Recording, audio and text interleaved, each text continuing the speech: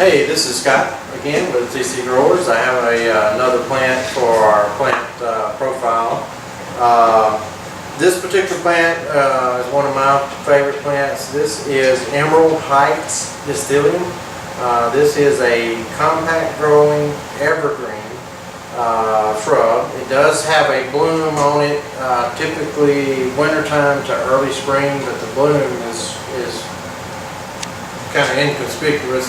Most of the beauty of this plant is it is the dark evergreen, compact foliage, and it kind of has a cascading effect to it. This is a relatively new plant for me. I think we've had it here in production for several years, and it's just now gaining a lot of popularity. This particular plant is hardy from zone 6 to 9.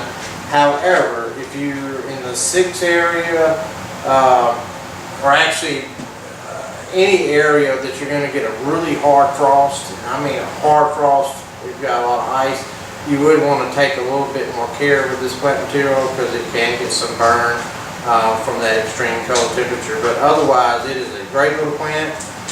Most people are using this plant for borders, hedges, and mass plantings. This plant typically you'll see about 5 feet tall by about 5 feet wide. So it will be a larger shrub if not kept trimmed. However, with any plant material, you can keep them trimmed and keep them to a specified height and width. It's very easy to care for. As far as watering, you want to water regularly, especially during the time period when it's getting its roots established. Once it gets its roots established, you would still want to water fairly regularly, but you could definitely back off of that schedule quite a bit. It probably wouldn't do too well in a drought situation, especially for a long period of time, so keep that in mind, especially if you've got it going in an area that's irrigated, then you should be really good to go.